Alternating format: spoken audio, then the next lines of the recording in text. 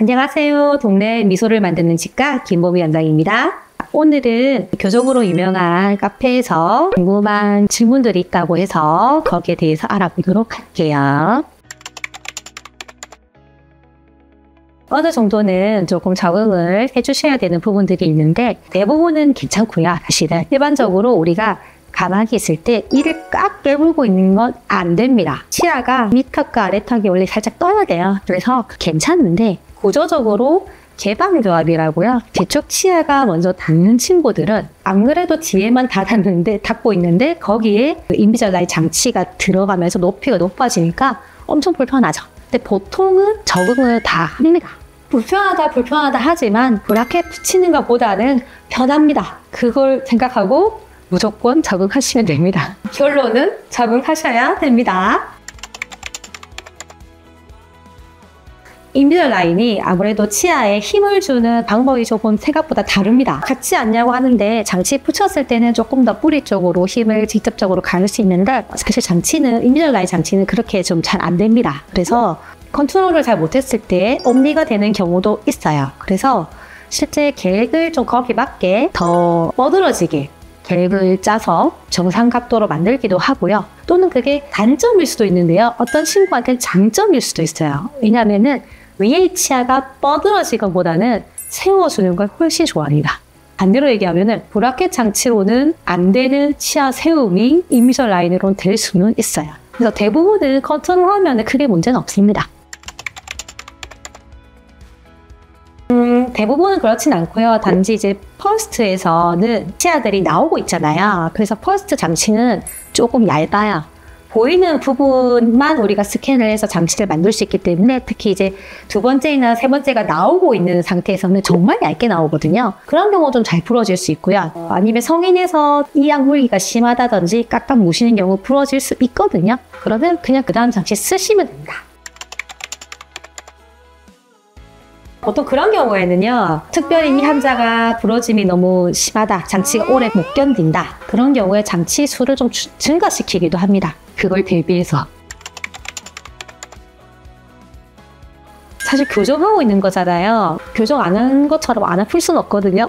왜냐하면은 우리가 어떻게 보면 이 플라스틱으로 치아를 움직이는 건데요. 그 플라스틱 한 단계별로 치아를 움직일 수 있는 게 한계가 있습니다. 왜? 많이 움직이면요, 장치가 안 맞아요. 유지력이 없이 통 내려옵니다. 그렇기 때문에 브라켓 장치는 어떤 치아는 이 단계에서 많이 움직이고 어떤 치아는 이 단계에서 적게 움직이기 때문에 많이 움직인 치아는 조금 더 아플 수 있어요. 근데 인비절라인은 정확하게 타겟을 잡아서 치아 하나하나마다 움직일 수 있는 양을 보통 정하기 때문에 그 치는 장치보다는 안 아픈 건 맞아요.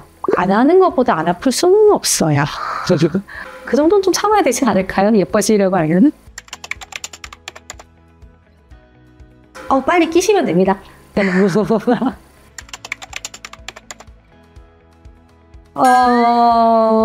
제가 봤을 때는 크게 표시는 잘 안 나고요. 물론 특정 교합에서는 표시가 좀 납니다. 특히 개방교합 같은 경우에 어금니가 먼저 닿이기 때문에 앞니가 조금 더 벌어지거든요. 그런 친구들은 되는데 그거 외에는 왜냐면 우리가 이제 자세히 보진 않고 그래서 사회적 거리를 우리가 지키기 때문에 크게 문제는 없습니다.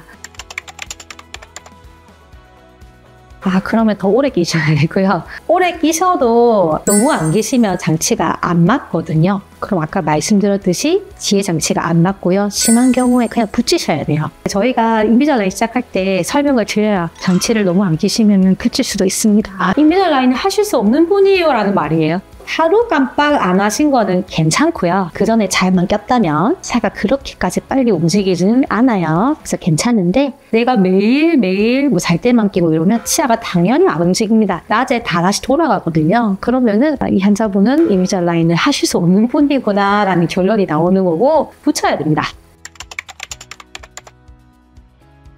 제일 큰 단점은 비용이고요.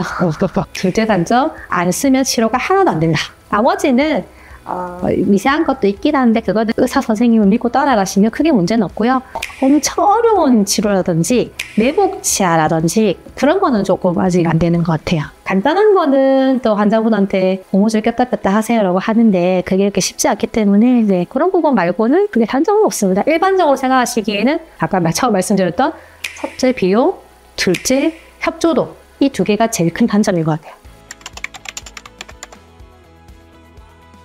비용이요? 그거는 단계에 따라서, 그리고 병원에 따라서, 여러 가지 요인에 따라 다르기 때문에 제가 딱 뭐라고 말씀드릴 수는 없고요. 일반적인 교정.